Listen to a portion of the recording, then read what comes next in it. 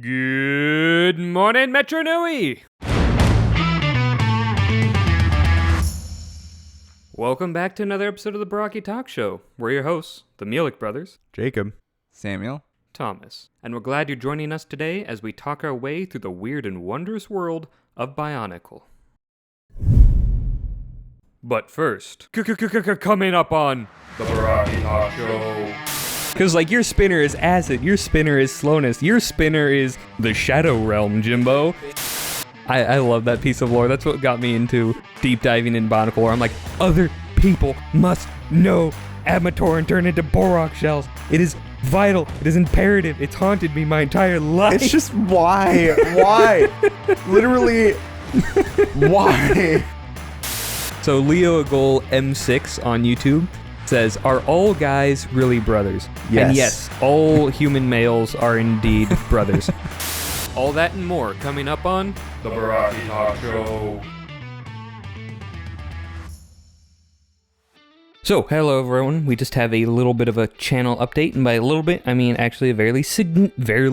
Verily, I say it unto you. The channel update shall be biggest news. That kind of rhymed. Anyway, what we want to talk about is that we were all thinking, we're putting a lot of time into this channel, obviously. We're making phenomenal content, obviously. And we have incredible viewers. So we're like, let's go big or go home. So we're going to expand the channel. But first, I'll pass it over to Samuel to talk about what that means in terms of, monetization. So, monetization is a tricky subject that we have dealt a lot, talked amongst ourselves a lot about, and we want to do right by you guys. So part of the reality of running a YouTube channel is that it is not free. It takes a lot of our time, and it takes a lot of effort and money. We do put money into things, whether that's stickers or buying equipment or whatever it may be. So we like to do this, and we do it for fun, but we can't infinitely sink money into this. So we are looking at ways to just kind of give you guys an option to support the channel, but we also want you to get something in return for it. So we have talked about merch quite often on the show, mostly jokingly, but sometimes a little bit more seriously. And a couple of viewers have asked about merch and what, if we're actually going to do it. So we wanted to really put it up to you guys. Is it something that you would be interested in? And if so, what type of merch would you like? So we're going to go ahead and create a poll. It'll be a post, and I'll make sure to link it. It'll be in the description. And it's just a simple poll to kind of ask, are you interested in merch?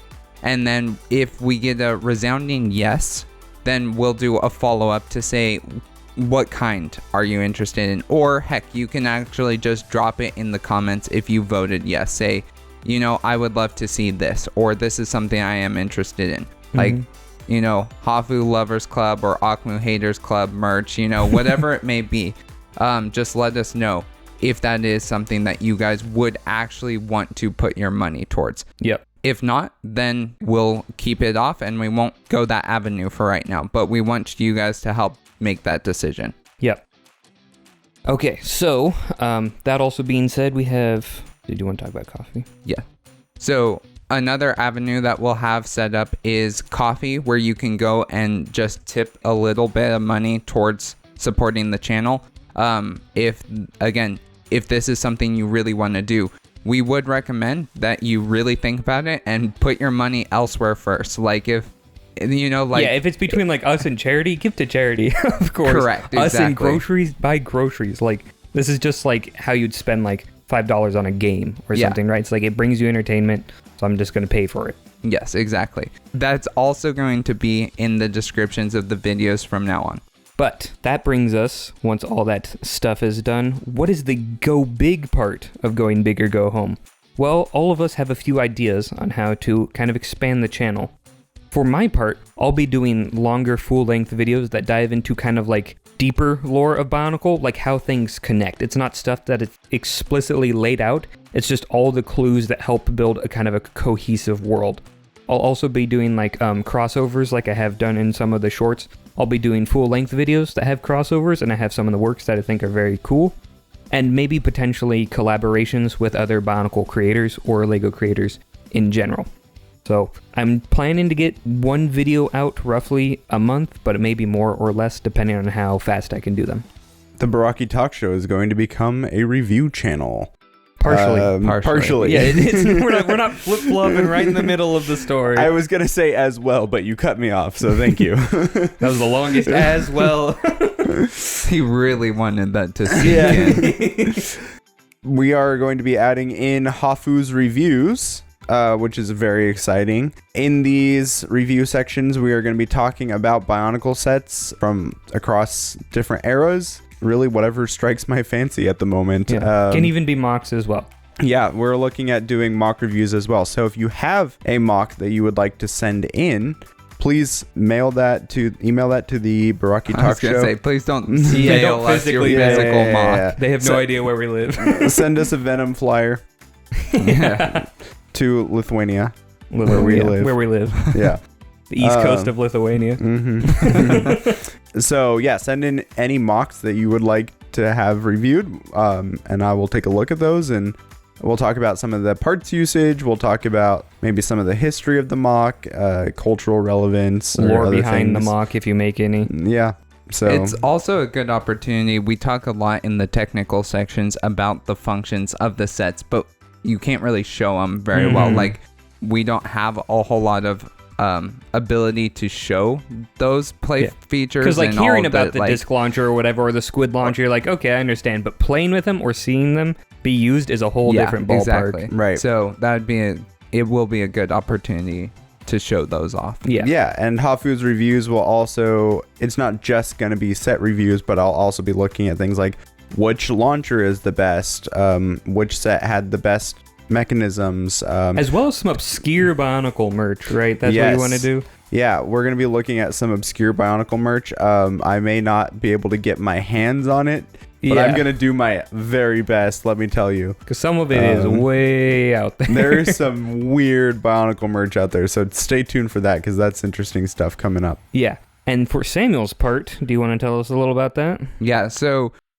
quite a while ago, we had put out a poll about what you guys would like to see in the videos, and we got a pretty overwhelming response that they would, like, you guys viewers would love to see in-universe ads. Like, so we had talked about different, like, Bohrok ads and whatever. And so Thomas and I have put in quite a bit of time to develop some of these ads. We scripted and storyboarded. Yeah, and so we have started development on them, but they require a lot more artistic expertise than we currently have at the moment. So what I'm going to be doing is really working on building up the skills and knowledge required to finish those videos. And then from there, I'll be creating the ads.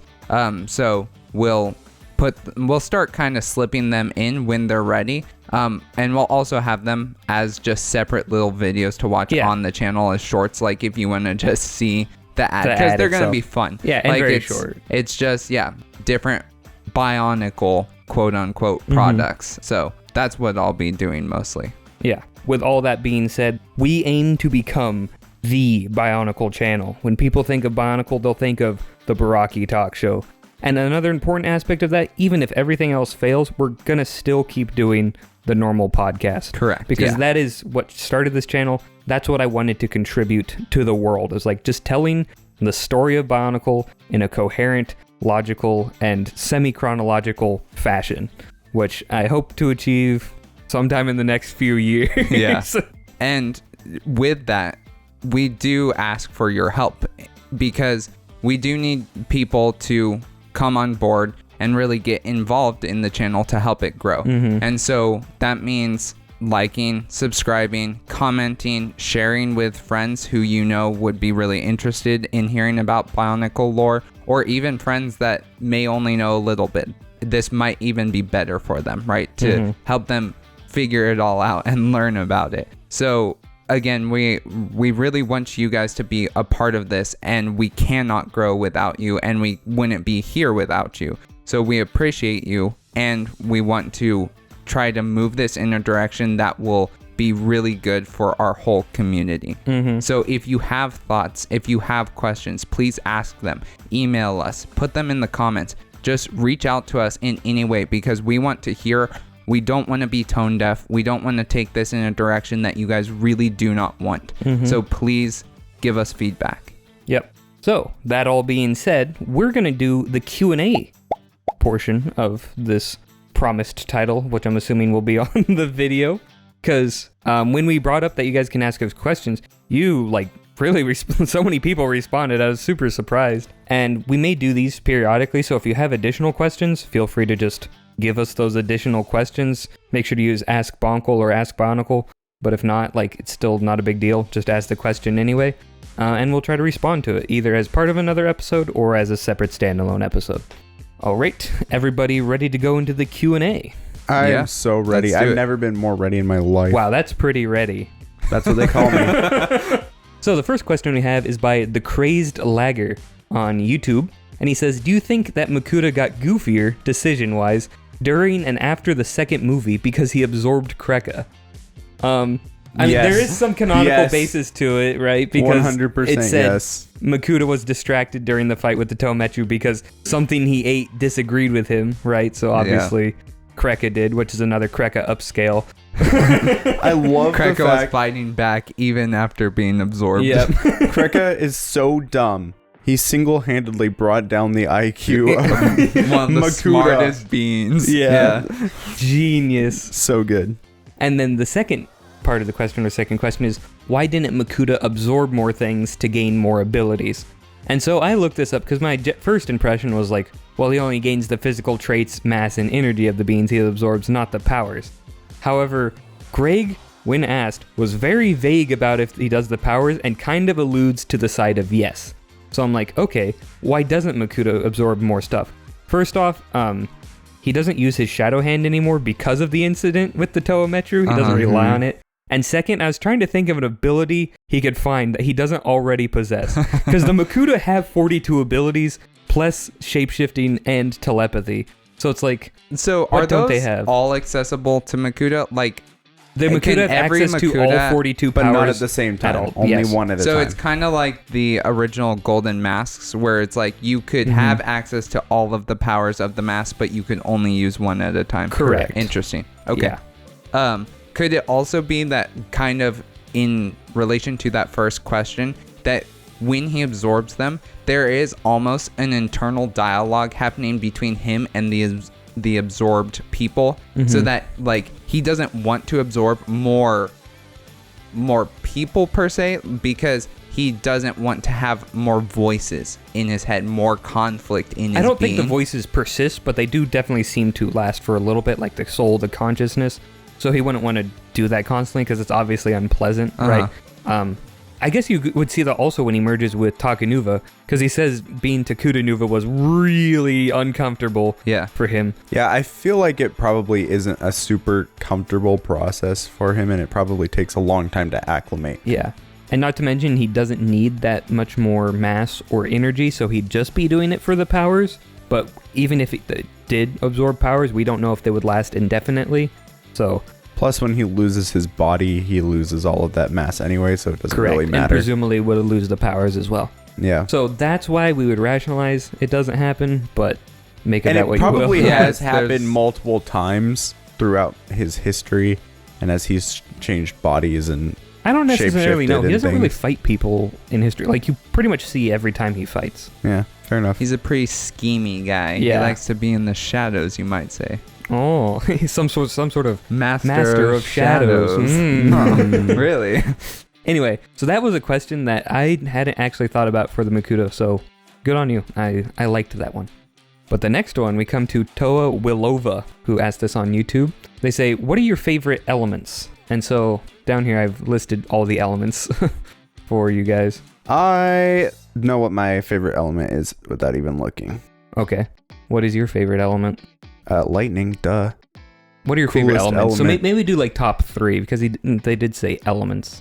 Okay, well, I gotta go with genuinely in Bionicle, fire is such a cool element. Really? Because there's so much you can do with it. Uh-huh. And I feel like it's done so well in Bionicle. So I really like how fire is done. I gotta go with fire as one of them. Lightning is also just sick.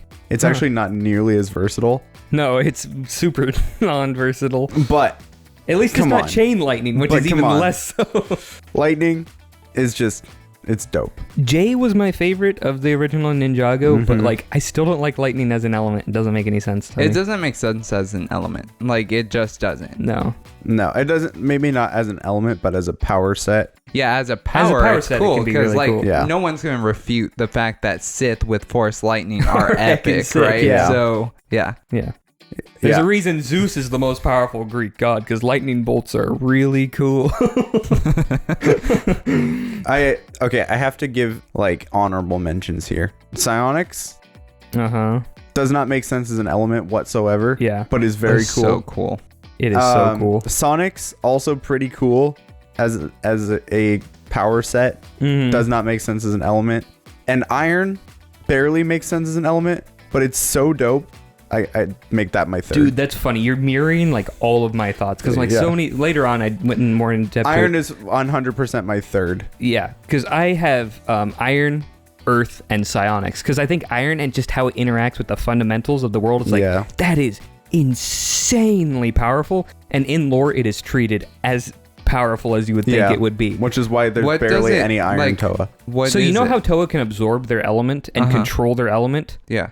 If you're made of iron, bloop, they can just absorb you, or they can control you like a puppet. Like actual elemental iron, or like proto steel? Protodermic iron as well.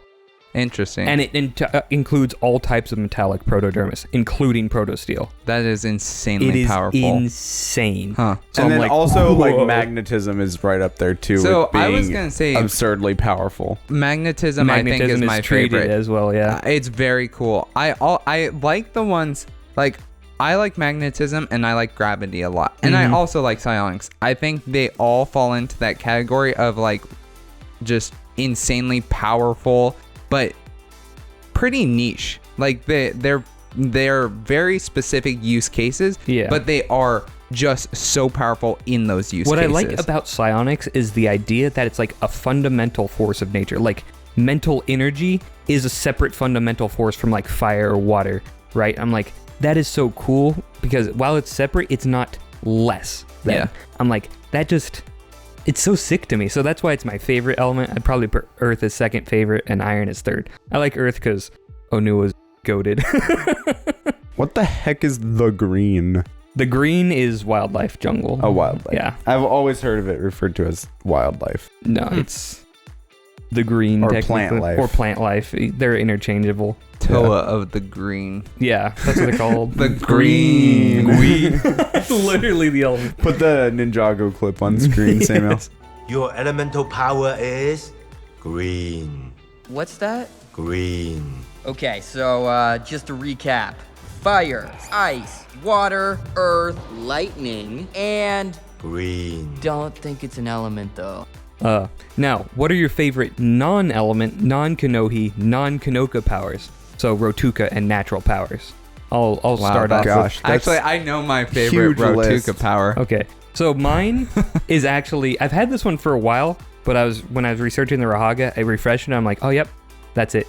And it's the bola spinner that I think Pooks has. So what it does is it just knocks out the legs from underneath the target. That's all it does. It just acts like a bola. And I don't know what it is, but the idea of a rhotuka spinner acting like a bola is just so cool to me. Like, it's like you get to shoot infinite bolas. Yeah. That's sick. So that's my favorite power, because it's just so quaint and utterly unique in Bionicle. Like, what else just knocks your legs out from under you? Half of them just like disintegrate you or whatever. It's like, you just fall down, go boop. I really like, this is kind of funny, but I really like the Kanoka disc. I forget which one it is, but the one that just like it's non-Kanoka. Non-Kanoka. Well, I'm talking about the Metru specific ability. Oh, the Metru trait of the discs? Yeah, not the actual power. Okay. Yeah. So I like the one that just barrels through things. I just think that is so funny. Yeah. Like, to me, that's hilarious. Like, you just shoot a disc and it just knocks anything out of its way that it's like to get to its target. To me, that's just so funny. It's very funny. And on the like in the same token, it's by the same token, right? By the same token. I really like the one that you can like control with your mind. Yeah, the telepathy one. It reminds me of when we used to play that stupid James Bond game on the GameCube. Nightfire. Oh yeah, Nightfire. And we used literally to shoot each other with the missiles. Dude, so it reminds fun. me of that a lot. And so like that to me is so cool. I love that ability. Yeah. To be able to do that. So I know that technically I think I'm still within the bounds of the question, but to be a little more fair. That's up for Toa Wilva to decide. To be a little more fair to the I was within the bounds of the spirit of the question, I think. Okay. But I love chain lightning, which is completely tied to my love of lightning as an element. But the idea that you can just zap something and it just goes bzz, bzz, bzz, bzz, I know. Chain lightning is the coolest so concept cool. ever. It's so good. Every time I think of Makuta powers, I think of chain lightning. I know. Any game where you can do chain lightning, I'm like, I gotta do it, right? You have to it's do so it. good. But Sam, what about you? I think my favorite rhotuka is definitely the dimensional, the shadow realm. Oh yeah, or, send sorry, you to the what was it? It's the not zone the of shadow, darkness. The zone of darkness. Yeah. That one's That just is so every funny. single time I hear it, I'm just think that is just so bizarre, so out there, right? Like, where did they come up with this? And it just seems so unexplored. Yeah, it was like your spinner is acid, your spinner is slowness, your spinner is the shadow realm, It Jimbo. just banishes someone to an eternity of darkness. It's like, oh, okay. It's pretty good. It I is think cool. like I am a sucker for shadow realms in Yeah. series, like in Full Metal Alchemist when they're in Envy. Is it Envy? Who swallows Gluttony. them? Gluttony. Oh Yeah. yeah, duh. It's in Gluttony's like stomach, and Yeah. it's just that's kind of how I imagine the shadow realm or the zone of darkness, except with way less stuff. Yeah. It's just Nothing. goes on it's forever. Literally nothing It's but like darkness. Well, like we said earlier, or in one of the other episodes, it's like walking on the nether roof, just forever. Yep. But the Zivon's there too. Yeah. Now we move on to Kaffelcan2884 on YouTube. They say, who'd win, the Visorak Hordes or the Bohrok? There are some neat counters on both sides. And so I actually looked into this and it inspired one of the upcoming shorts that I'll be releasing. This was really interesting hearing about this. And so I was like, okay, because I remembered Greg stating that the Visorak on Markjuly were like 750 to like 900 of them. So I would just like estimate it at around 1,000. If you want to go all Visorak in the universe, I would generously give you like 2,000, 2,500. But then I also looked up statements on like how many Bohrok are there? And Greg said there are either 60,000 Bohrok or there are 600,000 Bohrok. Big difference there, Greggy boy. So Samuel and I were thinking, we're like, it's like a 60 to 1 ratio of Bohrok to Visorak. yeah, or 600 to Or 1. 600 to 1. And like, Visorak are good. They could take out, they're worth their weight in gold when fighting Bohrok. But like, there's so many Bohrok, and one hit from a Bohrok is most likely going to kill a Visorak, right? They can freeze them, the Levok can acid them, whatever, so on and so forth. And it's not like they can hide anywhere, because the Bohrok will just destroy the entire island they're on. I think the only thing that lets the Bohrok down is their lack of range. Yeah, the Visorak outrange them, which is one of the major things. It's like, if you could get in a crazy ambush scenario or a super long plane, I could see the Visorak having a massive advantage there. But even then, the Bohrok are actually very clever, and they have multiple ways. They can roll around to go super fast. They could just dig underground, since they can do that, or they can just come back again and like encircle them. True. But the Bohrok, part of their problem too is they destroy their own cover, because their whole thing is to like clean away. And so like if they took control of an area, presumably they would clean it and therefore have no cover anymore. So they would always be at a disadvantage on their home turf, which is kind of interesting. Correct, but any Visorak that reveals itself is not going to be able to escape from a Bohrok, and the Visorak also probably won't have time or the ability to set up infrastructure, right? Yeah. And they'll have to cart along all their Plus- colony drones and their venom flyers and whatever, which leave them vulnerable, whereas the Bohrok swarms, as long as the queens are fine, are completely self-sufficient. Yeah. And their infrastructure is sort of built in with the Bohrok Va. Correct. the Bohrok Va are the other major factor because like there's so many, there's like thousands of Bohrok Va. Yeah. So you have to contend with them as well. And they would like give a Visorak a run for its money in terms of stealth. So that's another thing. Right. And killing the Krana doesn't really help you because the queens can just make more Krana. Yeah, presumably you just run them out of shells, but that's a long way to go. So the other win condition the Visorak have are to take out the Bohrok, which I'm like, I don't see a way they can do this short of the most plot-induced ambush miracle of all time. Because if they do hit a Bohrok, it might kill it if they use one of the one-hit kill spinners, like the dehydration or like the Bohrok humming power or like the acid spinner. But if the Bohrok are together, I don't even know if that would work because it's true invincibility. They can't be harmed. Not to mention the Bohrok have like all the elemental powers and illusions and telepathy. It's like I don't know how you'd even sneak up on them because the Toa didn't sneak up on them. Yeah, you just have to destroy enough of the Bohrok that they would retreat. That would be your only... But the Bohrok don't retreat. That's the thing. Like, well, no, he's saying the Bohrok, I think, right? Or are you saying... No, you'd have to destroy enough of the Bohrok shells that the Bohrok would have to, like, withdraw. Yeah, they'd withdraw, That's but what it I'm wouldn't saying. be... The yeah. Bohrok would retreat, Yeah, not the Bohrok. The Bohrok wouldn't retreat. But then it also... As an army, as a faction, they'd have to retreat. But then is also, like, the Bohrok always sit in the middle of the Bohrok hive. So I don't know how you're getting in there. And then second is... It also works against the Visorak because they have a king and queen as well, without whom they will just presumably scatter. And rhotuka and Sidorak are way easier to kill than two literally invincible, elementally gifted queens. Yeah. Right? Like, rhotuka will kill Sidorak herself if the Like, opportunity I arises. don't think Kitongu could take out the Bohrok. No. So... I disagree that the Bohrok swarms would like disintegrate without a leader. I think they would just... Visorak, you mean?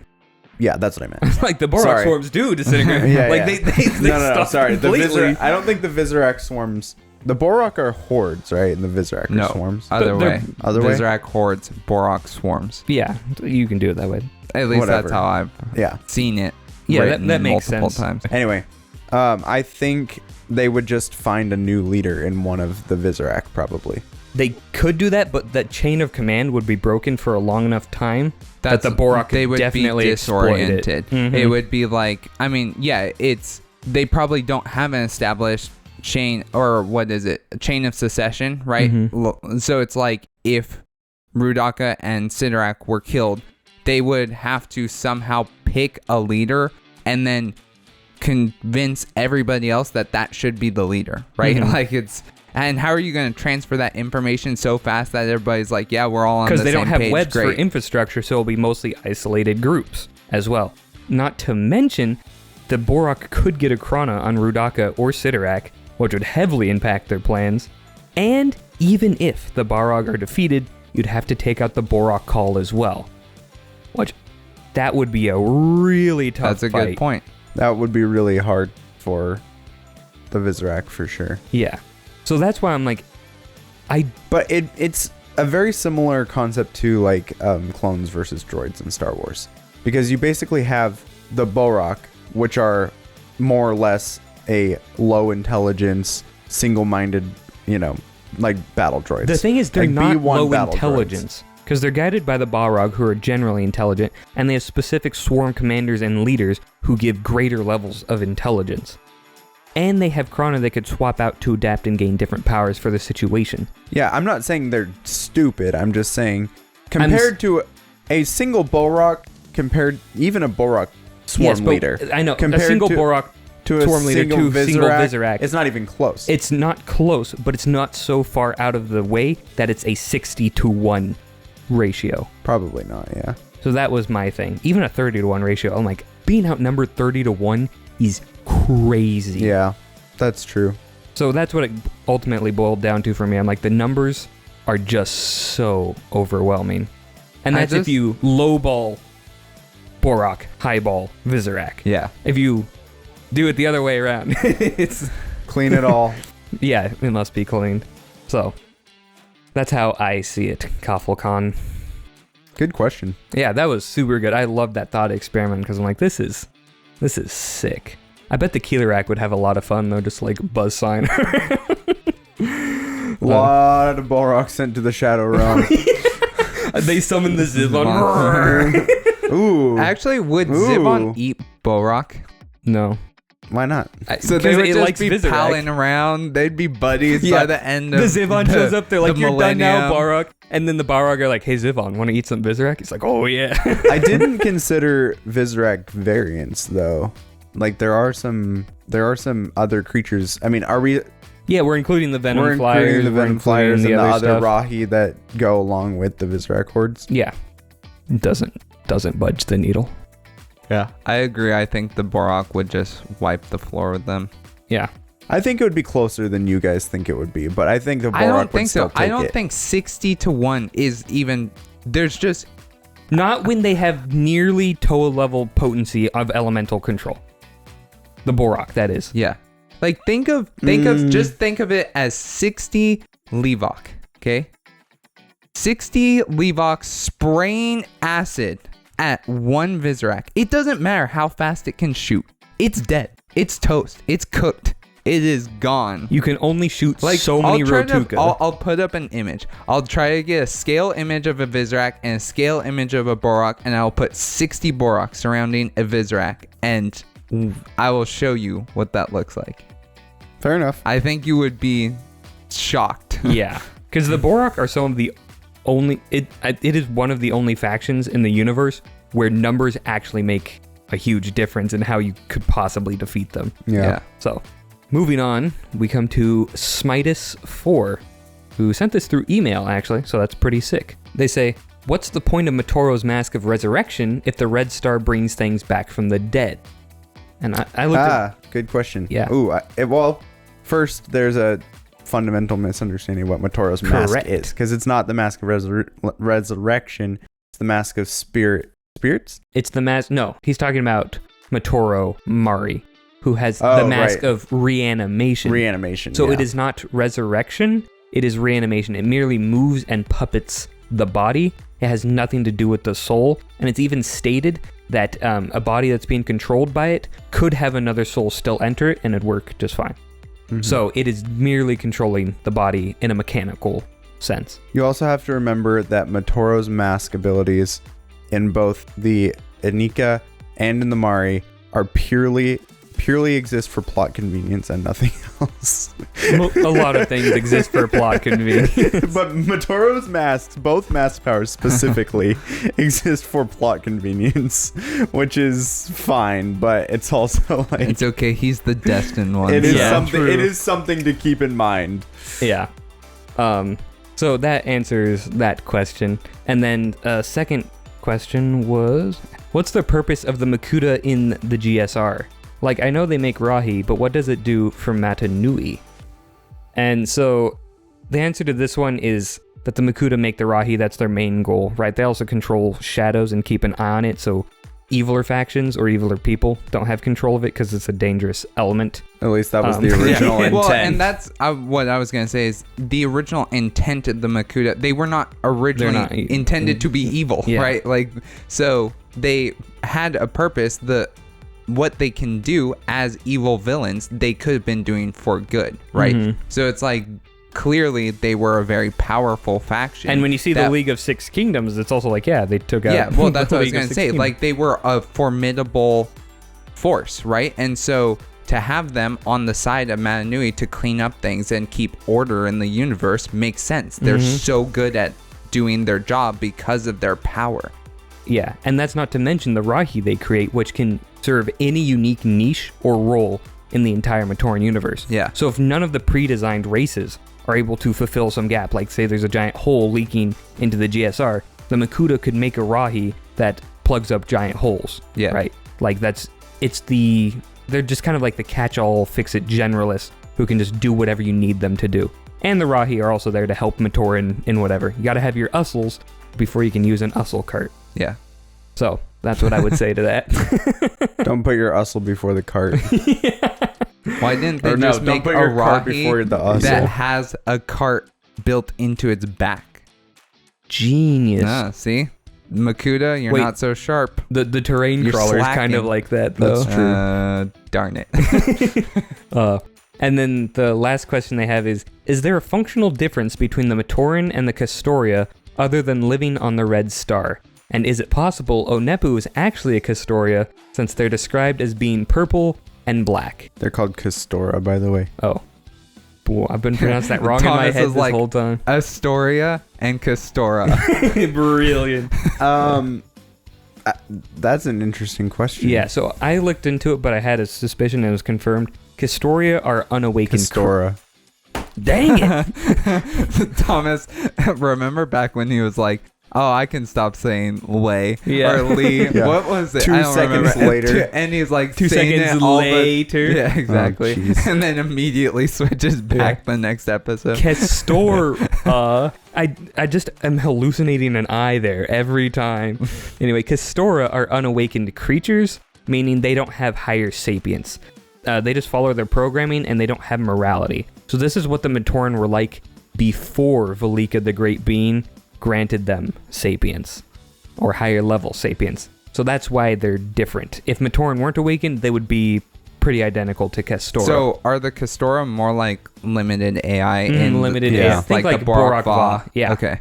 It's But a little more advanced than a little Bohrok more Va. advanced, yeah. More Matoran-like than Bohrok Va-like. And they're also biomechanical.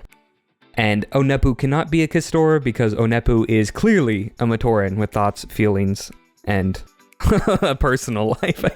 Also, it's just a coincidence that purple and black is the color scheme of the Kestora. It's just an alternate color scheme for Onu Matoran. Yeah. So There's only so many colors, and the Great Beings are like, we're out of colors already? Fine, repeat. So, yeah. Those are the answers to those questions, but good questions. yeah. And then Icosahedron7497 on YouTube, they said, what do you think about the list of elements in Bionicle? People often have issues with stone and earth being two different elements. Some also debate the division of water and ice, or fire and plasma. How would you do elements if you were to do G3? And I think we gave some cursory thoughts on this when we were talking about our favorite elements, but I think so many of the elements in Bionicle shouldn't be elements because, like, it doesn't make any sense. It depends on what you consider an element, right? Mm-hmm. And I say how you consider an element and not what you consider an element, because it comes down to, is an element a fundamental force of the universe, or is an element like actual material matter that is, combined in a certain way? Yeah. It Right. doesn't matter what you go with because Bionicle breaks It does both. standards. Yeah. And then it does like, And it does the green, which Yeah. the green is not a specific thing of matter like earth or ice or whatever, which are like specific states of matter or Yeah. made up of certain compositions. And it's not a fundamental force like life. like psionics could be, Yeah. or like whatever, like plant life. Yeah. It's not life in general. It is plant life specifically, but plant life comes in like every shape and form. It's like, that doesn't make any sense. When I Yeah. learned about the green as an actual element, I'm like, what the heck? Like, I've always hated that ice and water are two separate elements. That drives me up the that's wall. funny. I don't mind ice and water being separate elements because they're two very clearly different and distinct archetypes. I'm like, I can see an ice guy, I can see a water guy. I get that they're different archetypes, and I'm okay with it, and I let it pass because ice is such a cool element. Mm-hmm. But no pun intended. It's just frustrating because it's like a toe of water should be able to control ice as well. I'm also the other. So I would put elements in 3 different tiers. 1, I'm totally fine with, no changes. 2, it doesn't make sense, but I'm fine with it. And 3, Yeah. it doesn't make sense, and I'm not fine with it. So we'll just go down the list. One thing I do want to add before you get into it, though, is you can rationalize ice Mm-hmm. if it's protodermis, right? To me, like, you can sort of other it, right? And you can say, like, okay, the ice that they're Since controlling it's not literally made is of not water, literally Yeah. ice, right? You know, Like it's not it could water act- It's not water molecules. freezing. Yeah. It's Right. protodermis changing to a different state it of could- matter. Yeah, exactly.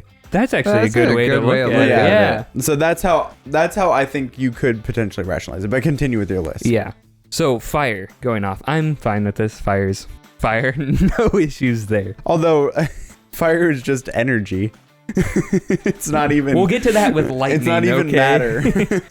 So then air. I'm also fine with. It's air. It's a classic element. It's classic for a reason. I heckin' love air. I breathe it in every day. The first one that's actually matter. Yeah. Then we have earth, which I do believe should be combined with stone. Yeah. I don't Yeah. think they should be separate.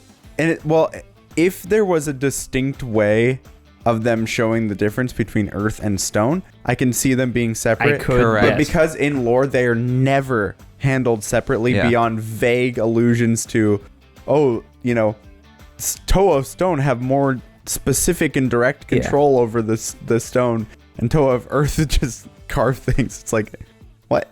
Yeah, they didn't do a good A Toa enough- of earth can only make a tunnel, but a Toa of stone can make a statue for some reason. Yeah, it's like, sure, bro. But then moving on to water. Water, I think, is totally fine. One of the best elements, in my opinion. Yes. Heckin' love water. I'm always slurping up water. Why are you like this? And then stone, we already discussed. Now, would we rather have stone be the only one or earth be the only one? I think earth. Earth. I think Yeah. Earth makes more sense as the encapsulating element. I agree.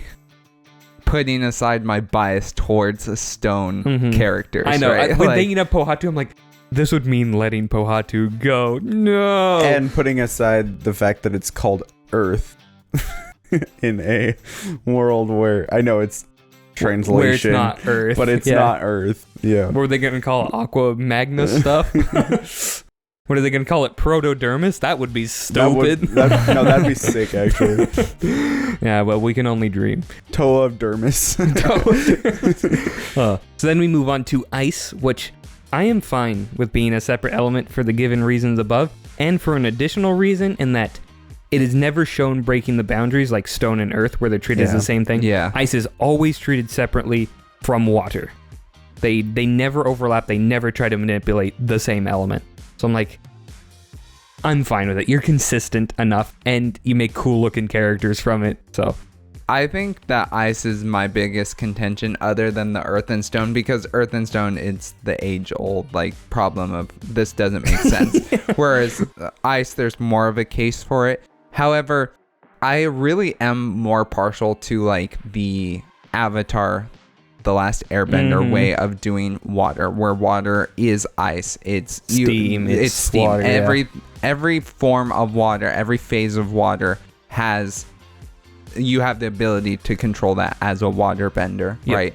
And I think that's a much cooler idea than just separating it into its own element, because it is weird, because it's is there a Toa of steam?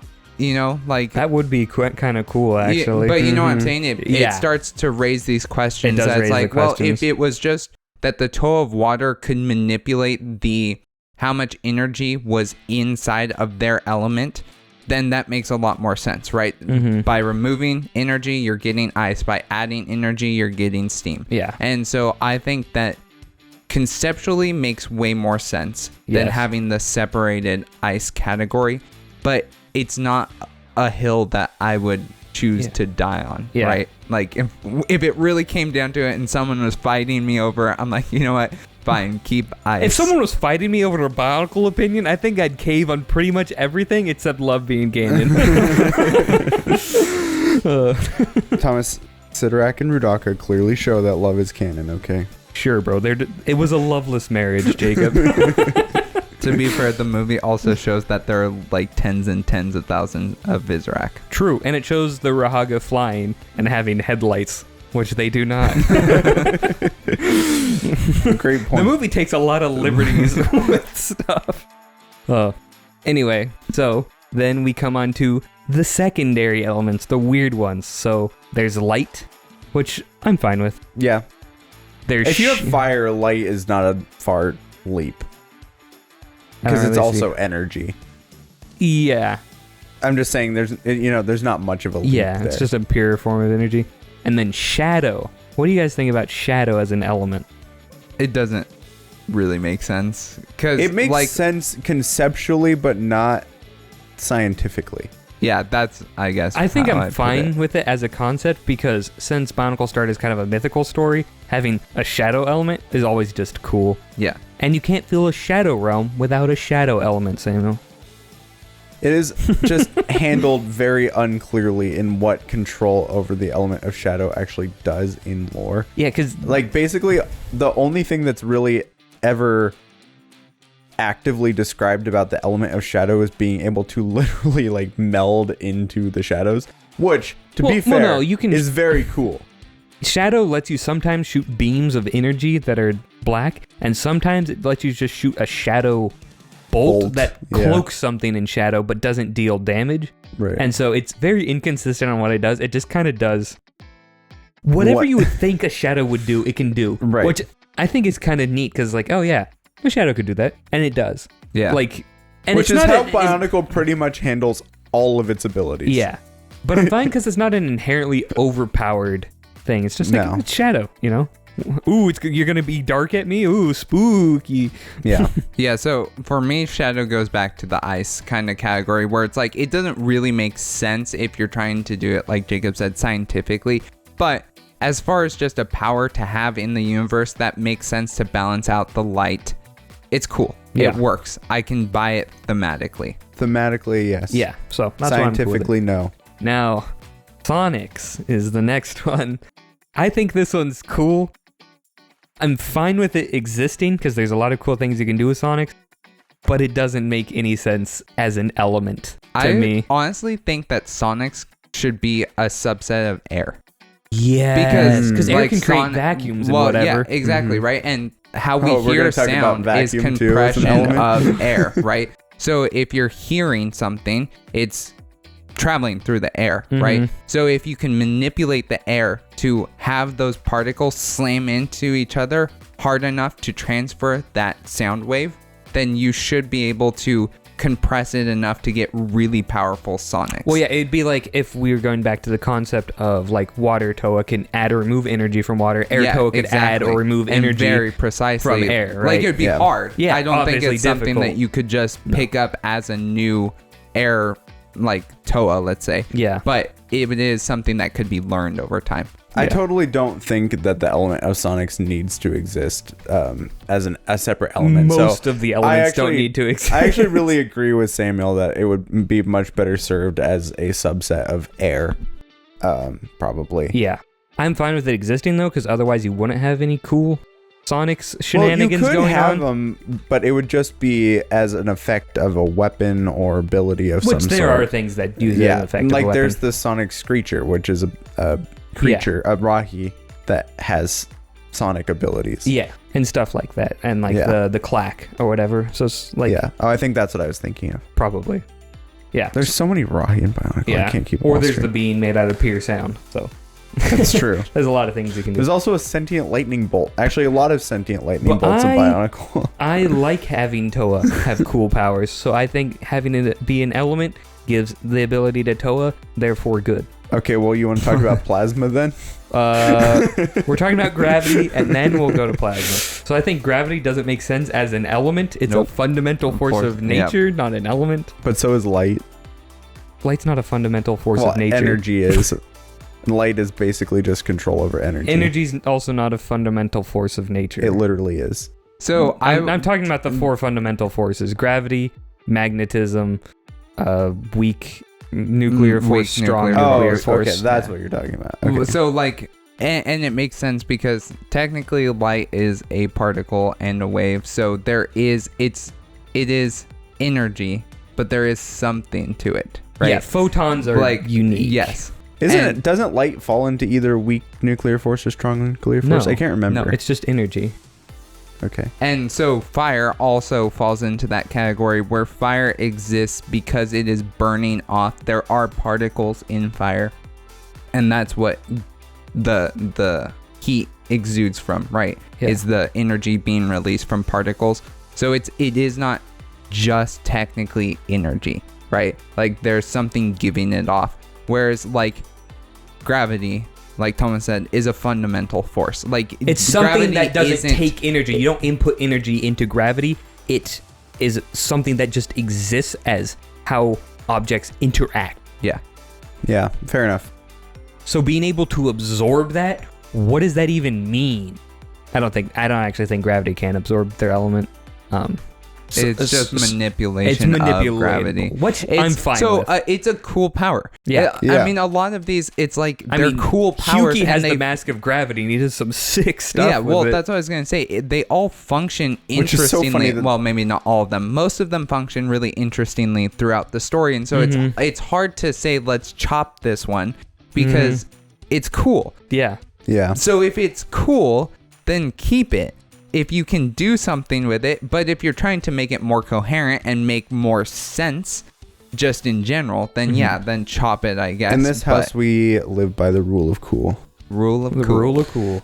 I do have to say, the one quick side tangent with the mask of gravity. I think it's interesting that particular mask spawned the idea that every single element has its own corresponding mask, which is really funny. Mask of light. Mask of shadow. Okay, well, those are different. They are different. And considering up to that point, we only knew of singular people. Like there was one Toa light user. There was one Makuta shadow user. Yeah. you could have taken it as either just them uniquely. Yeah. But with Mask of Gravity, it becomes more obvious, like, oh yeah, you can just make these. Yeah. Which is kind of funny. Yeah. A water toe with a mask of fire. Boil. Wait, that would be kind of sick, actually. They would just boil stuff. It'd have like the British people would love them because it's just free tea constantly. All the combos you could do, Mhm. that'd be insane. Now is not the time to discuss sick mask combos. Psionics in air. Ooh. But moving on, we come to plasma. So you had some thoughts on plasma, Jacob? Yeah, it's stupid, but it's also cool. I don't actually think it's stupid. I'm fine with it because it's a completely different state of matter from anything else. Like it's not fire. It is plasma. Is not fire. Plasma just happens to be hot. It's not actually like generating the heat. But like, okay, but plasma is literally just a state of matter. So do you have control over any matter within the realm of that is in the state of if plasma? it's plasma, yeah. That's kind of if you make ridiculous. plasmic metallic protodermis, it just becomes plasmatic protodermis. Plasmatic. Yeah, I hope that's a word. Yeah, sure. Parry It's the just plasmatic funny how puss. we're pulling from all these different areas. It's like that's like saying I'm the toe of solids, which is not a Toa power I think I'd want to have. Yeah. I also do like that it gives it like an industrial feel. You could say do me a solid often, and you know He would never disappoint. that's true. He's like, bro, got your solids right. It's just a brick. Anyway, I like plasma. I think it has like a cool industrial feel as well, and it's distinct enough from fire where it's like there's room for different archetypes and story potential. In this, Bionicle doesn't really explore that. But it's barely even mentioned. It's as an barely even element. mentioned. But I think it's cool. It doesn't make sense though. I will give you that. I think plasma does not need to be its own element. It falls into the cool category, but it's easily an air, and it should be a combination where it's an air Toa and a fire Toa working together to ionize air. That right? would like, be sick. Lua and really Tahu cool. just like heating up a ball and making pure plasma. Yeah, Or hear me out. An air Toa with a fire mask. Ooh. Ooh, actually, what would be cool is like an air Toa with an elemental fire mask, because then they would be able to use it like what you can make from the elemental. Yeah, that would honestly, be sick. missed opportunity to do like tons of Mixed fired Yeah. water.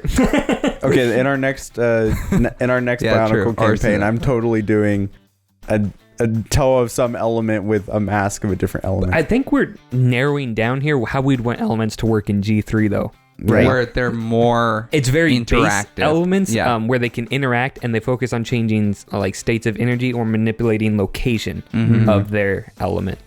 Yeah. So that answers the third part of the question, but going on, we'll just go through the last few elements. Magnetism. Cool. I don't think it makes sense, and it's super overpowered because everyone's made of magnetic materials. But it's sick. It is cool. I don't find it as cool as iron, so for that reason, I rank it less, and I'm like, it could go. I would be okay with letting go of magnetism. It's also another fundamental force like gravity. No, I cool, but I would say this one would hurt the least, even though I really like it and I like how it's used. I would not be sad. The logical side of me would not be sad to say goodbye to it. Yeah. Now, the green. Total plant life are just druids. That's just.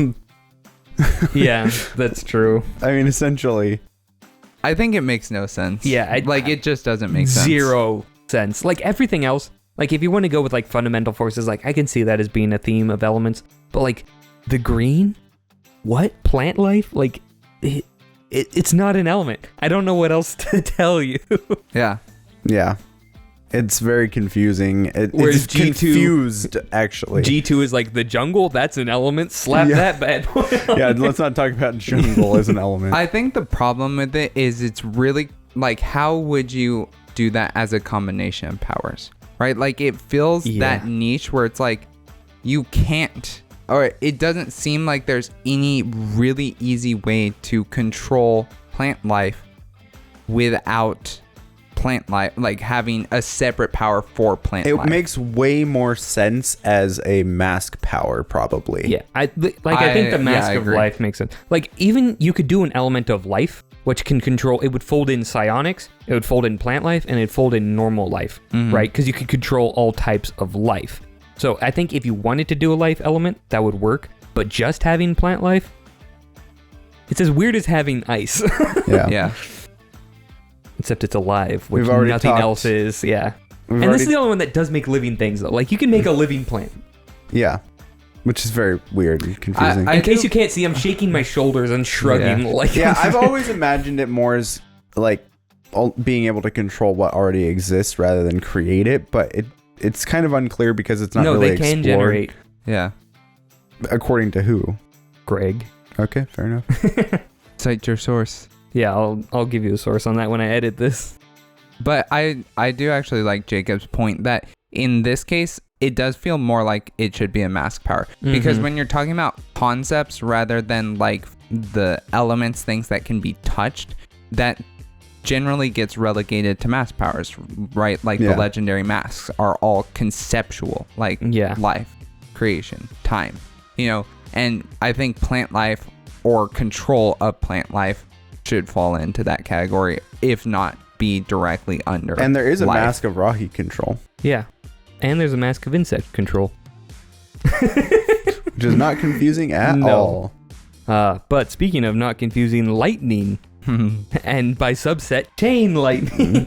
Yeah, lightning is exactly what you think it is, and it's just another form of energy like light, Yeah. fire, Yeah. plasma. They all fall into the same category. Yeah, I think that lightning is very similar to plasma because again, it's just ionized air, right? So it's I think honestly, if I was gonna wrap them all into one, I think you just make light the base, the fundamental Yeah, element. you could say it's light or energy, but Or yeah, energy. light. Yeah, toe of energy, I could see that. Yeah, Yeah. I would. That's how I would. And then you could prefer do to go with it. lightning, you could do plasma, you could do fire, you could do light. Any of those things would be acceptable within a toe of energy, which I think would be really cool. Yeah. Now, iron. Iron, I think is super cool. And metal is differentiated from earth, which also has precedent in a lot of stuff. Specifically, Avatar: The Last Airbender. But I think it's cool because conceptually you're like, yeah, that's a fine and balanced element. But due to the setting and everyone being made out of metal, it's like, this is busted. yeah. And everyone in the universe knows how busted it is. Like the Makuta go around killing all of the Iron, Matoran, and Toa because they're like, these guys can one-tap anyone, Yeah. right? So for that reason, I think it's cool. I agree. Could you learn to control iron like they do in Avatar? Like as a as toe an of earth. metal, or sorry, as a toe of earth? No, No. Just like you wouldn't be able to control ice as a water toe. correct. You got to stay in your lane as Well, ill-defined. I'm saying if we were doing more of the Oh, yeah, Yeah, in I our would G3. think so, yeah. yeah. Yeah, I think you could do it I as think part if of you Earth. call it earth as the base element, you could do any of those. Yeah. I think you would do that. And then lastly, psionics, which again, we'd say we'd fold into life on ours. But psionics just makes zero sense as an element, but I think it's so cool. So I'm like, I'll give it a pass. Okay, so if we were going to do our own Bionicle elements, seems like we've kind of narrowed it down. Yeah. So we'd have a Toa of energy. We'd have a Toa of earth. I think we would maintain probably water as one. Water and would air. fold into ice. Yeah. Water and air. So water, air, earth, energy. And then I think you could also do maybe life, which would be the green Toa. Yeah. I think we switch air to being white instead. So Yeah, since ice is... since ice is out. So you have red is still energy. White is now air. Blue is water. Earth is black. Green is life. And if then- you wanted to go crazy, you could get like gravity and magnetism through like a Toa of attraction. Yeah. Where like, because all the fundamental forces attract stuff to each other. So having a Toa who could do all that would be able. I feel like there could be a better word Yeah. than that, but yeah. It's Bionicle, there's no attraction. Ooh la la. And do we leave that as brown or do we make it like orange or something? Make it, I don't know. Actually, orange would be kind of cool. Orange would be kind of cool. But I think we've answered that question. Yeah. If that wasn't Fully thorough answer that enough, question. I do want to then, say real quick before we move on though. I think if we were to take it in a completely different direction, I really like how Ninjago has just recently done their like fundamental forces. Which is? So they have these things called the source dragons. And they each have a different like basically fundamental force, right? That they control. So there's balance, energy, flow, focus, life, motion, and strength. And I think that those could actually potentially be really cool, like pulling from some of those areas. Some of them I can see. Some I'm like, I don't think it fits with the others. It seems kind of incongruent, but... Well, like motion, strength, life, energy, they all kind of make sense as like a... Motion and... I don't really want to get into it. Yeah. Yeah, maybe not. But Yeah. I just like that idea of if you wanted to take it into a more like kind of conceptual level. Yeah, if you wanted to abstract it more, you can. So, the second part of this question is, what was the plot of your Bionicle TTRPG campaign? Did you play other non-Bionicle TTRPGs, and what do you think of them? Yeah, we played multiple TTRPGs, so I like D&D personally, very fun. But we played 2 campaigns actually of Bionicle using Red Star Games' Doranai Nui system, which is very cool. Which back in the day was a lot more rudimentary than it is now. And the plot of the first one is that I was the GM and Jacob was one of the players, weren't you? Yeah. They were a Toa team that were working for a Makuta. And Clay was also one of the players. Yeah, Clay. Clayton, Jathan Jathan Newton. Yeah. He was also one of the players. They were a Toa team working for a Makuta, so they were a Toa Haga. But the Makuta ended up being evil and wanting to destroy Metro Nui, and they they came to their senses just as the city was being destroyed. And so, to be fair, we didn't realize that. I mean, we knew the he Makuta was literally named Anarchy, and he was always talking about how he wanted to destroy like Metro Nui. Yeah, that's a fair point. Anyway, Our characters were not super smart. yeah. So they had to go and defeat him, and it was very fun. The second was... And I played a Fire Toa in that campaign, which was really fun. And they all became... Turaga at the end. And so then in the second campaign, yes, Clay actually carried over his Turaga character to it. That's and fun. It was a new team of Toa and Clay's Turaga going to an island that is constantly cut off by a storm, but it's a sub-power plant for the northern continent, and because it's constantly getting hit by lightning from the storm, it generates energy. And so they were there to go help protect it and whatever, and they had various misadventures and fought stuff. So it was really fun. One time we had a whole side campaign where we were trying to get this statue, and it wasn't a side campaign, it was just a normal session. Yeah. It was a subplot where they committed a crime, and some like Matoran were trying to investigate and find out, so they had to go and like scrub the evidence from it. It was all because I really wanted this statue of Axon. Yeah. Which I then ended up stealing. Yeah. So it was really fun. That was a fun campaign. I was an Air Toa in that campaign. Mm-hmm. And we all built our characters for the campaigns as Yeah, well. we physically built them as out of Mocks, Bionicle yeah. parts, so it was pretty cool. And some of the antagonists too. Yeah. So we liked them. Third question is, did you choose the Barraki for your show because they're your favorite wave, or is there some other reason? So there is a backstory behind this. So when we were kids, first kind of getting into Bionicle, we had a friend named Ethan, who he was older, so he was into Bionicle, for a longer time than we were. Mm-hmm. And he had a YouTube channel or No. some Yeah, I sort think of it was just for fun. yeah, something. And he called his show the Barraki Talk Show. We remembered that from I was like 4, 5, 6 years old, yeah, and that has been stuck in my mind my entire life. I'm Yeah, like, oh we yeah, the Barraki all Talk Show. remembered it. yeah, Yeah. We all very clearly remember the Barraki So Talk when Show. we're all coming up, we're like, okay, we really want to do a Bionicle podcast. What should we name it? We had a few names, and then we all looked at each other and we're like, duh, the Barraki Talk Show. And it was just like so perfect. And in case you're wondering, yes, we asked We did. permission to yes. use the name, and we feel like it's a really neat homage to our friend who inspired us to Yeah. continue Cool guy. looking into Bionicle, and we're happy to use the name, and he was happy to lend it to us. But so. mostly we like it because it's rhymey and it's catchy. It is Jingly. very catchy. The Barraki Talk Show. We also do really I like was the I gonna do say, like the we Barraki. do like the and we've Barraki. all strongly identified with different Barraki over Yeah. time. So I've always liked Kalma. He's Samuel's always cool. been an Elec guy. Yep. I like Yeah. Prydak because he's cool. Yeah. They're all cool. Yeah, so that's why we did that. And lastly, for this question, what's your least favorite thing in the Bionicle lore? For me, I put the canon number of Matoran on Markjuly. Yeah. Having there be 1,000 total Matoran on Markjuly is stupid. Like, if you watch the movie, do you know how many Matoran are estimated to be in the stadium?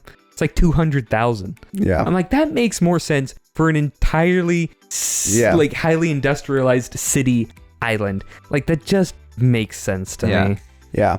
I understand why Greg decided to make the number low, because that way all the Matoran can know each other. And be on Matanui, Yeah. which has a much smaller population. Yes, exactly. Which, fine, I get it. And at the time, he couldn't say, well, a bunch of Matoran died in transit. He's like, oh yeah, 250,000 died. Now, if you had asked him to write that part of the story in like 2006, 100% he would have just said, They're all a dead. bunch of them died. Like, hands down. At some point, Lego lifted the kill ban on him. Yeah. I don't know when they Very did that, funny. but they did.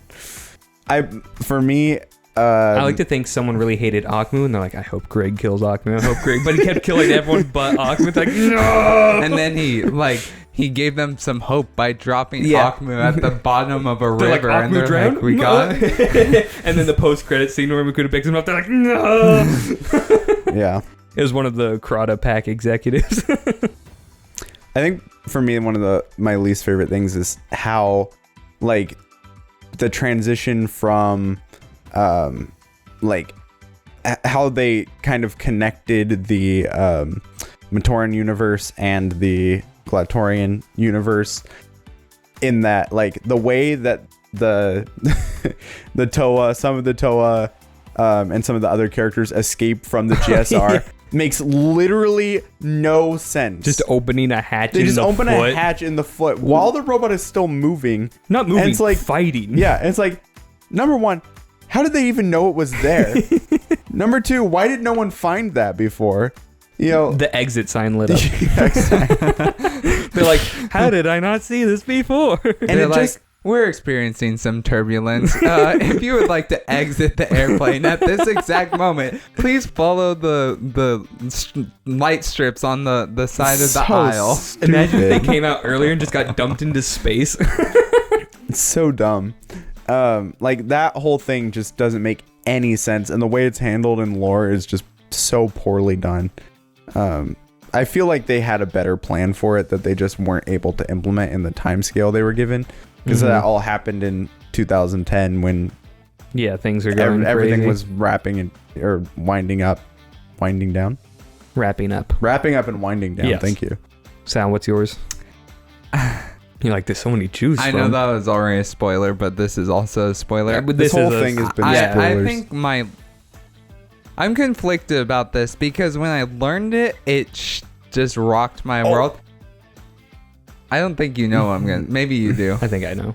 What do you think it is? Is it how fast they deconstructed the entire GSR? No, Oh. Is it the Matoran? no. 'Cause that's the other one that okay, I hate. that's good That lore, one's I Jacob. forgot lore. about that one. It's so that one's so ridiculous that I like it. I hate that I think so much. the one that really is so bizarre to me is that the great beings are just smart They're Glatorian. just Yeah, guys. that's so They're true. just guys. And it's like, what? And then you have dumber guys that are called the Elemental Lords. Well, no, and that's what blew my mind is that there's supposedly a generation after the great beings that are just normal guys Oh, yeah. again. It's like it was just this generation of this one group that they're all super smart, and that just, I don't know, it blew my mind. I was like, I don't know if I like this. I kind of liked this more ethereal, spirit like image that I had of the great beings, which, yeah, I don't know. It makes more sense why some of their creations are absolutely garbage and stupid, but it was also kind of fun in, like, when I thought of them as more godlike beings. I also thought it was kind of fun that they're a little bit, like, loosey-goosey in how they create the world. It reminds me a lot of Lord of the Rings in certain aspects where, like, you have the Valar, and some of them just go off and create their own little things. Like, I think it's Manwë who creates the No, dwarves. not Manwë. Who Manwë's the head guy. who creates It's dwarves? the Smith guy. I don't remember. Yeah, anyway. One of them just Yuri? goes off and creates the dwarves. And they all kind of regard the dwarves as a mistake, right? Because it's like, well, yeah. In my mind, the gods don't have to be perfect in this way, but it's just so much But weirder. they had to be at least divine, you're yeah, thinking, it's right? just so weird to me. And no one else shares this opinion but me, apparently. I like when they're concrete, like, oh yeah, these are like the creator beings. You get to see them and interact with them. Like when the Forerunners are revealed in Halo, I'm like, that's cool. I love the Forerunners. Now we can have stories and lore about the Forerunners. In Acceleracers, when the Accelerons are revealed, it's like, okay, I get to see the Accelerons interact. They're just powerful people. And so the great beings are they're so unique to Bionicle because it's like the Accelerons and the Forerunners, they're an ancient race. Their entire race is that technological level. The great beings are just really smart people of a race that are like just totally normal guys. But they're the most powerful beings in the entire universe, right? So it puts the power scale, like the buck stops at the great beings, which is so weird because you're like, okay, the universe is essentially self-existent. There's no creation myth to this universe. There's no higher power. Yeah. It's just some smart dudes who know physics real good. I'm like, that's so utterly strange and bizarre, which Bionicle is strange and bizarre in so many ways. But this one, I'm like, and there's cool story opportunities here, right? Because they are just people. They are just really smart, but that doesn't mean they're not powerful. So you can have crazy conflicts like Velika going around doing all his sort of stuff, then building 2 giant robots over the course of like a few thousand years. Like, that's cool to me. So I've always liked that twist. Not twist, just revelation. Yeah. That's why I say, like, I'm conflicted, because I would say it's my least favorite part, but at the same time, it's kind of cool. It's like, I don't know, it just shatters my whole perception of the world, so that's why I assign it my least favorite part of lore. Yeah, that's how I feel about the Matoran turning into Bohrok. Yeah. That's just so stupid. I hate it so much. I love that piece of lore. That's what got me into deep diving in Bionicle lore. I'm like, other people must know Matoran turned into Bohrok shells. It is vital. It is imperative. It's haunted me my entire life. It's just why? Why? Literally, why?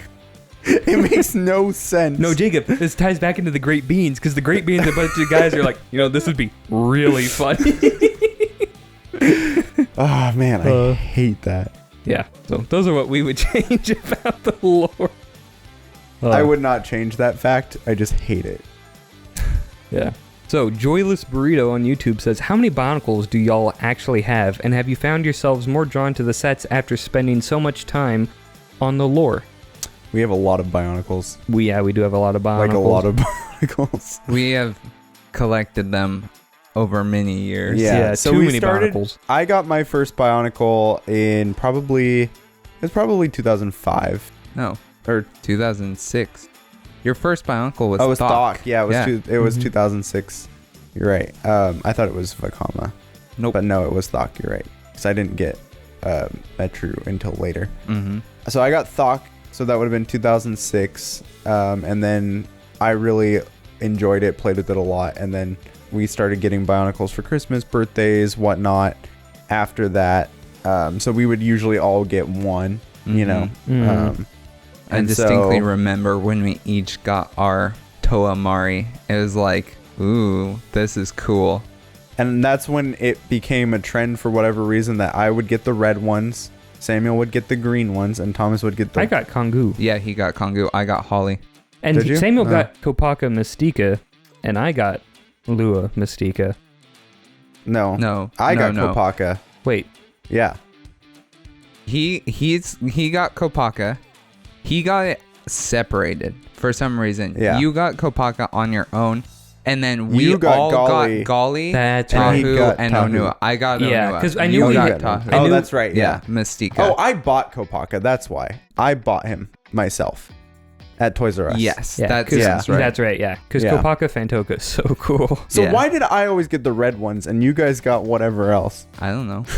That's weird. You're the older brother, which obviously means like red. You're in the leader. stereotype. Yeah. Yeah. You're the Red Power Ranger. I was drawn to the red and white ones for whatever reason. I don't know. Yeah. Interesting. I'm drawn to whichever one's the coolest. Because I also got... well, I don't know how we got the Glatorian because we didn't get a ton of yeah. those for Christmas or anything. We bought them. We bought most a of lot them. of our Because we bought all because the at that point stars. we were earning money, Yeah. and so yeah, we were. Yeah, we bought all the stars sets. And then, you That know, was we so started... disappointing, by the way, because we got all the stars and it's like the worst wave possible. Yeah. Like, it was so sad. So tragic. Yeah, and then we just started collecting pieces as we'd see them pop up on garage sales yeah, and buy random big lots things. of them. And then how we came to have like our current size collection is I bought a big lot, like Mhm. 5 tubs of Bionicles off of somebody for like insanely good price. Yeah, so now we have huge amounts of Bionicles, and that was cool because it kind of filled in the gaps of Yeah, what we didn't have as kids. exactly. Mhm. And so, like, aside from basically like 2001, 2002, and 2003, we have almost every set after that. So we have a lot of stuff from 2001, 2, and 3, but just not nearly as much. We have the main stuff from those. Yeah. Like Yeah. we have the main teams. We have the Bohrok. We have a Bohrok call. We have, you know, like the whole the sets, Rahi. but in the periphery. Yeah, Is we that don't the have right- a lot of the like, Rakshi yeah. or the The Rahi. Rahi. We don't have the all of the Matoran. Yeah. And stuff like that. But have you felt yourself drawn to the sets now? I think so, for sure. Like, as we talk about it, I'm like, ooh, I want to go back and build that guy. Like, I never cared about the Rhotuka, like, at all Mhm. before we started talking about the lore. And I'm like, oh, I want to go back and build the Rhotuka sets and the Yeah. Visorak, you know. I've never been much of a big builder, so when I learn about the lore, I'm like, heck yeah, I want to learn some more lore. I don't feel compelled to build the Bionicles. I do feel compelled to launch Vakama's disc launcher, though. That thing is fun. The really, disc launchers really fun. were so well designed. Especially the Matoran, the Matoran with their tossy Yeah, the arms. Matoran It's throwing actually arms really are fun. super fun. We have one at our parents' house, and every once in a while, I'll just go and flick it Yeah. just to see it. I'm like, yeah, this is so good. So good. It's very satisfying for such a simple mechanic. But what I was gonna say is, I don't think it's the lore for me that really gets me back into it. It is seeing other people's builds that it's like, oh, that's so cool. Because then, so it's not the lore directly. It's the lore comes after I get inspired by seeing a really cool build. Then it's like, ooh, now I remember something about the lore that would be a really cool build to do. Yeah, most of our Bionicles are not constructed into their sets. They are just taken apart and we use them for mocks. Yeah. And I have a whole sorting system that they're all organized into. It is nice. It makes it really easy for us to build mocks. We just get out the Bionicles and build stuff. We have like build challenges that we do probably once or twice a year. Yeah, we do them whenever, like friends or whatever. Yeah. So, what would you say is the era setting in the story that interests you the most? The era/setting. Yeah. The slash was implied. You want to take this one first thing? Yeah, I mean, I think we've all said it many times. The whole Ignition storyline is definitely where we were the most engaged and that we have the fondest memories of. And so, but particularly Mari, like where we really got into it as children, has remained our kind of favorite place to return to. As a setting, though, I think Metro Nui is the coolest thing. Like, when I did that deep dive into Metro Nui for the episode, I'm like, why does no one talk about this more? Metro Nui is so heckin' cool. Truly is the city of legends. Yeah. I think Metro Nui has so much cool lore to it. Mm-hmm. And that's why I do like it. As just a setting, though, I am more drawn to Mandanui. Yeah. I think it's for me personally, it's more like something that I would like to live in the environment and actually spend my time in. But Mandanui, when reading about it, you can just relax. yeah, Right. I agree. I love the connection to the like deeper lore that Voyanui and Maranui and Cardanui all have. But like as settings on their own, they're just less interesting than others. That said, the characters and the story and the drama that like is set in those locations make like far and away carries them into like fully like I'm invested category. Yeah. The Ignition 100%. trilogy is so good. It's so good. And I also really do love the Glatorian. I know that you guys are less fond of the Glatorian, but I think that there was a lot there and deeper lore than a lot of people give it credit for. There is deeper lore than people give it credit for. I don't have anything against the Glatorian by any means. I just feel like they were actually slighted a lot. Yeah. Like there was so much potential there, but it was like they were trying to wrap up the series. It definitely felt like that. And which is weird because they launched into this whole different realm. Yeah, right? they got hit and so then they're bad like, for being a okay, soft let's now reboot. cut that off. Yeah. Right. And it's very frustrating because it was actually a really fascinating way to restart the story in a sense, right? And there were so many allusions to really neat lore, like you guys said. There was deeper lore there that we just didn't get explored. So I have no problem with it. I don't have a problem with what exists. I have a problem with what doesn't exist. Yeah. If that makes sense. Yeah, I think to sort of just wrap up the question in a nice bow, for me, and I think for all of us, we find interest in all parts of the story, but our home and our heart is really in kind of Voyanui, Maranui, a little bit in Cardanui as well. Yeah. So, if you could go back in time and force Greg to make anyone change to the canon, what would it be? Bohrok are not made out of Matoran. Yeah, this goes really well with the least favorite thing in the Bionicle lore.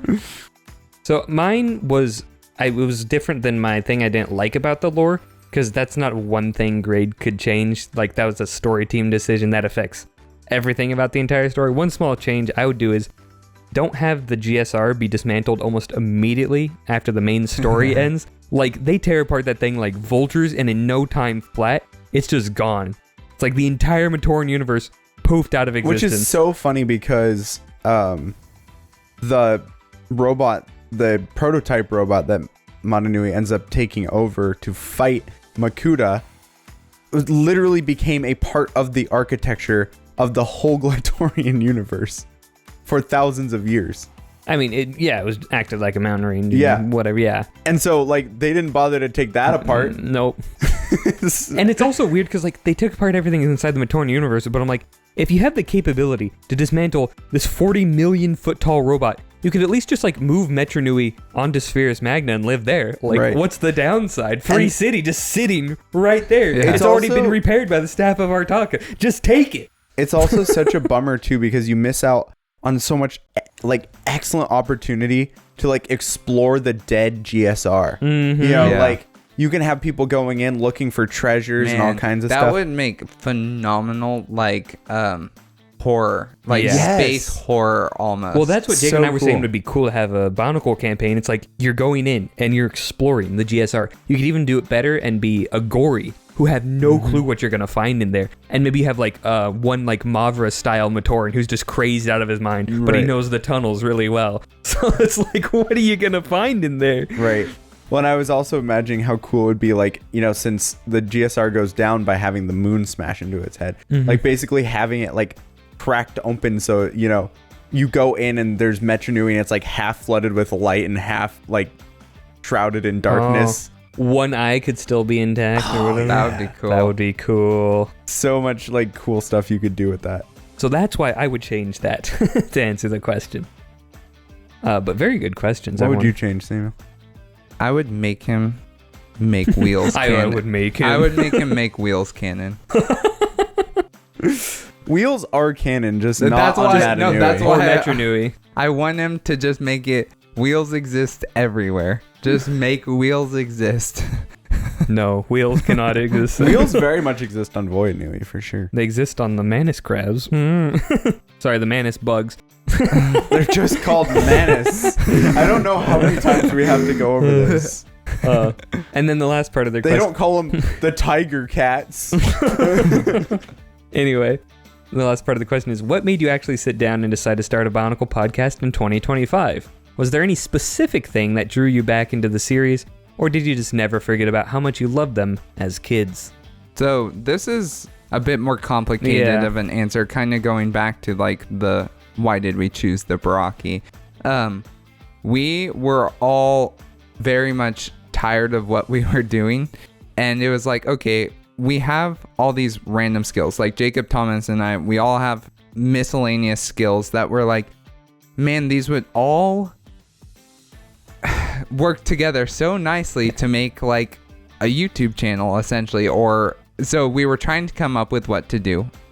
And eventually I was like, let's just do a podcast. And so they're like, great, we can do a podcast. But we didn't want to do just a generic laying Yeah. And we bros were on like, a so couch. what do we need to, what should we do it about? And so we're thinking over what we like. What do we really enjoy talking about? And it was actually our sister. She's like, why don't you guys talk about Bionicle? You talk about it all the time anyway. And we're like, hey, that's Now a we're good cooking with idea. gasoline, yeah. So that is why we ended up deciding to start it this year and what really kicked it off.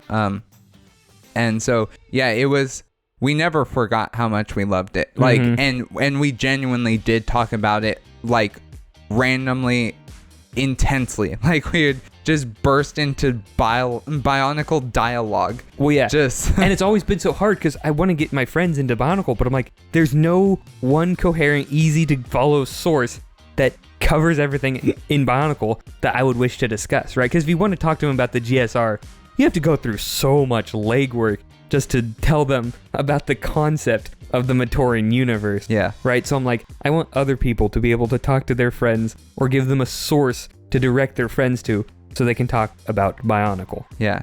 Have you heard about our Lord and Savior Matoro?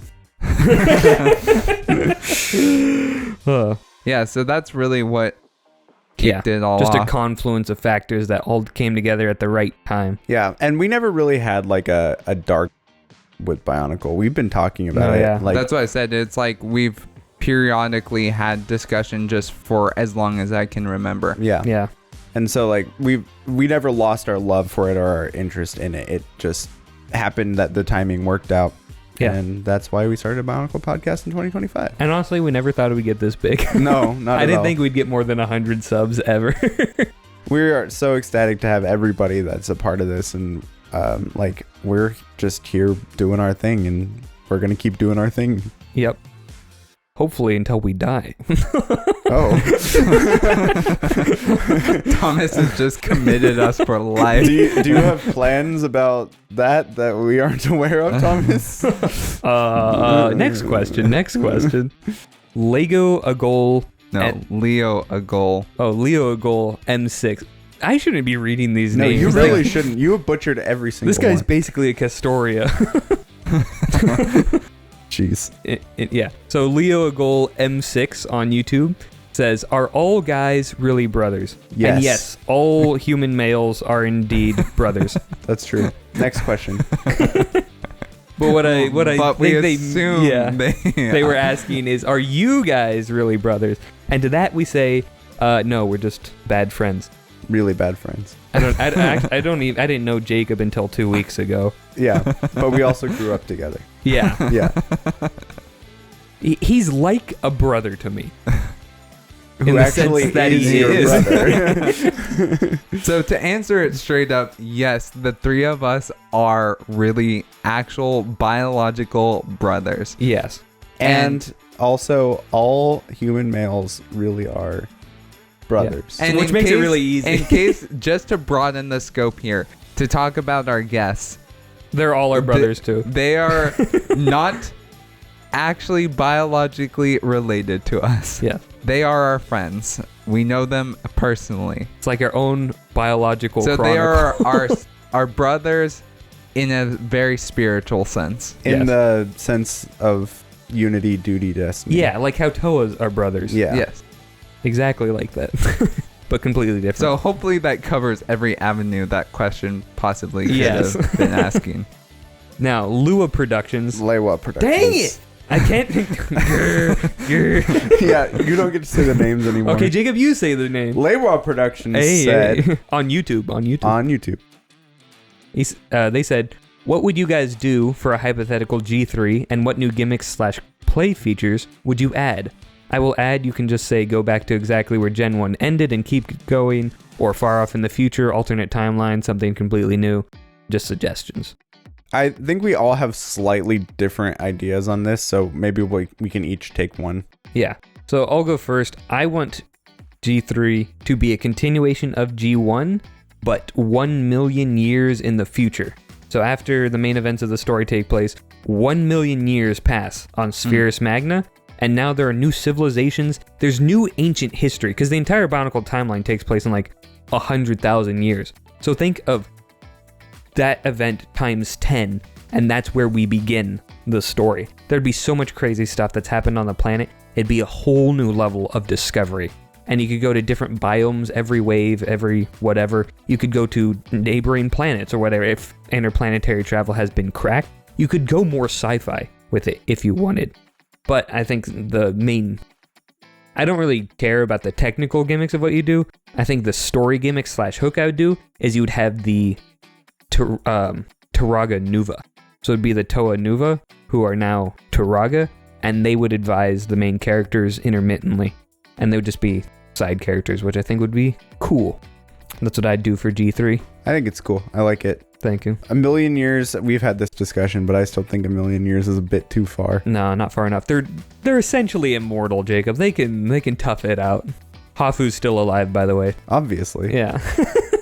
I think that a million years is a really long time, given that I don't know. How long is the Matoran universe history? Around Like 100,000, years. right? Okay.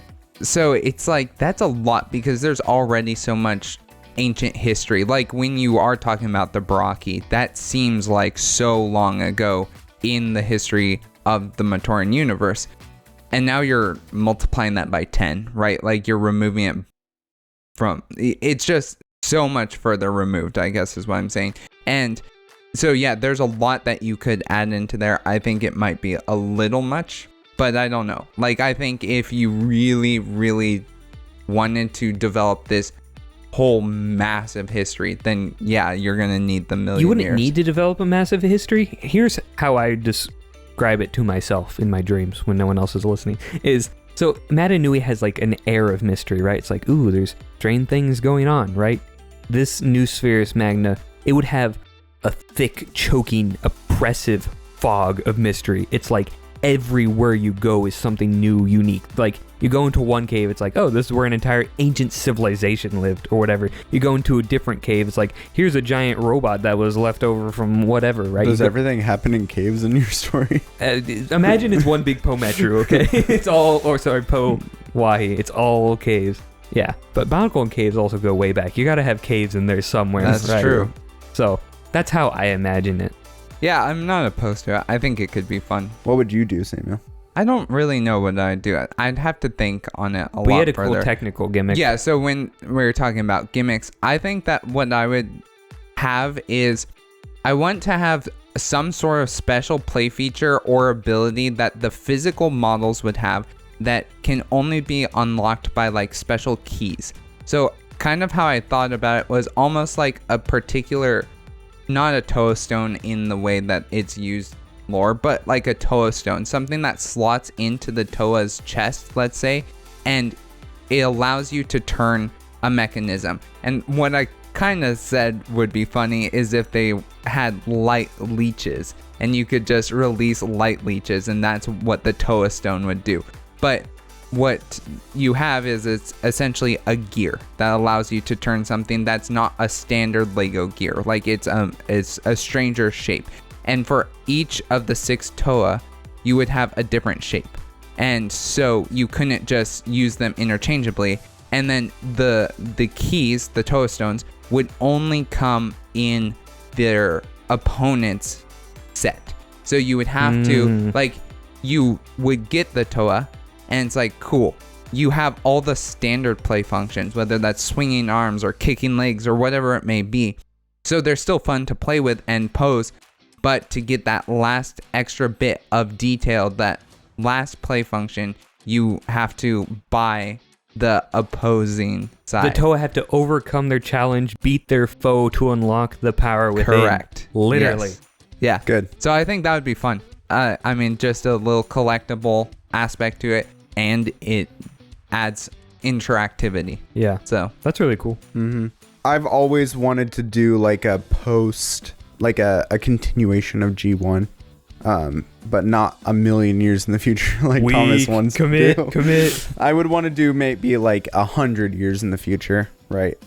So not that far. So all of the characters that we know and love are still around, you know.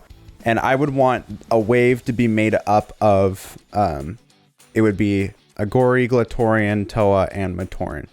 So it would be a mix of just everything that we've seen so far. But it would be like a typical, you know, Toa wave. So like 6 characters probably. Mm-hmm.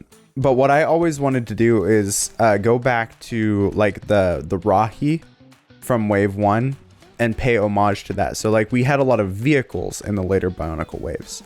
You know, we had like the 3 flying vehicles with the Raka, the Jet Tracks, and the Oxalara, right? And then we had the Glatorian vehicles.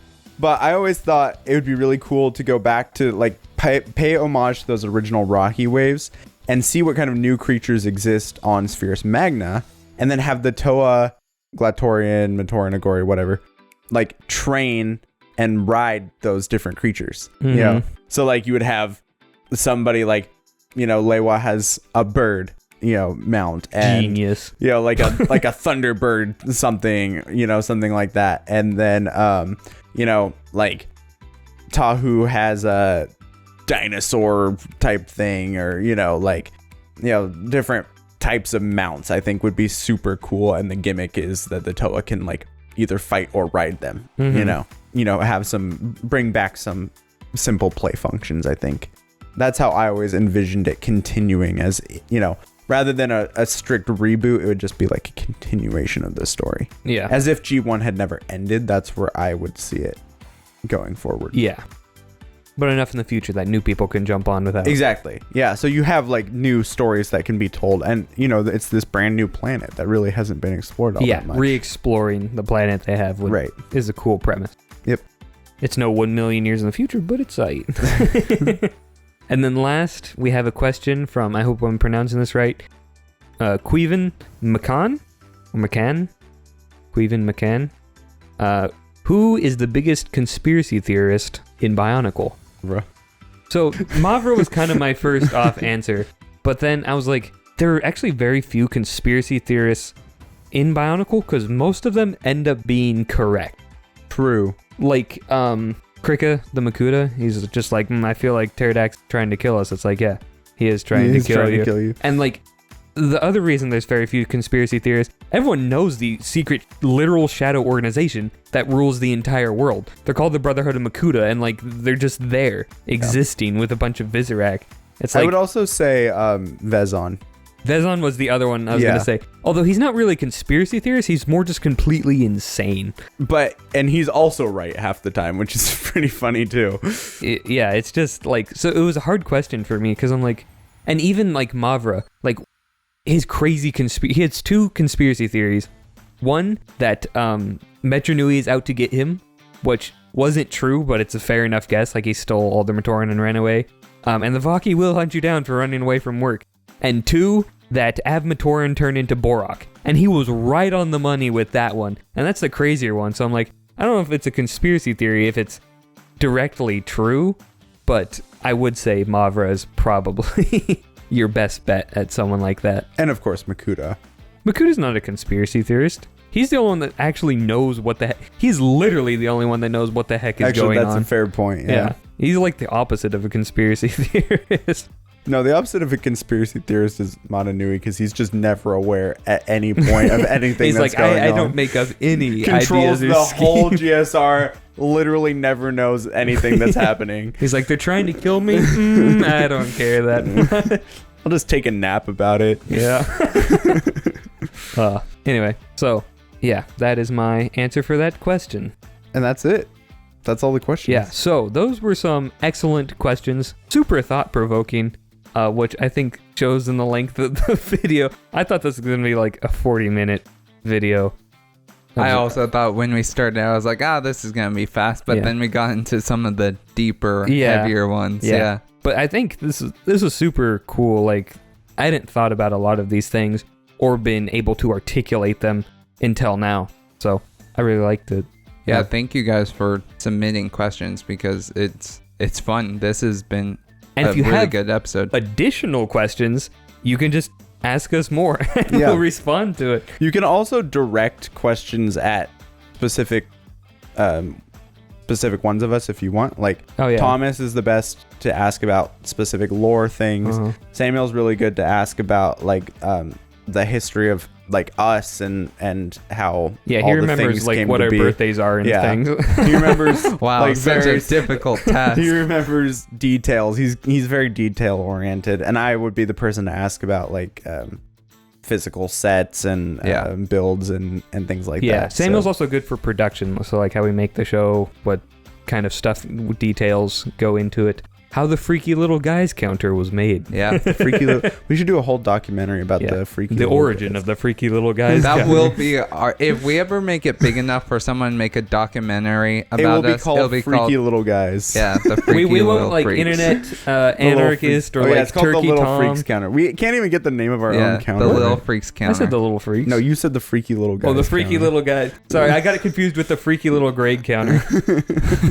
my favorite counter. Chime in and let us know what your favorite counter is that we've done so far. That's true. Of the two, I think we've done. If you count the grade counter and the freaky little grade counter, that's 4. Yeah. Right? Wait, no, just 3, because you didn't do the Bohrok call counter, did you? I don't think so. No, I didn't, because it was supposed to be a secret. Yeah. Shame. Anyway. So good. Yeah. If you want more counters, put hashtag countergate and hashtag more counters, please. Yeah, more counters, please, with a PLZ. It's elite speak. You guys want to understand. Right. All you kids out there. Yeah. No, because they can't see it. Oh, right. Yeah. They're just as blind as a guy whose eyes stopped working. Yeah. So, unless there's any closing thoughts, I believe we're good to go. Yep. Good night, Metro Nui. This brings us to the end of today's podcast. If you enjoyed the discussion, please follow us on Spotify or Apple Podcasts. If you like to watch instead of listen, you can also find us on YouTube. The Barraki Talk Show is only made possible thanks to viewers like you. Thank you.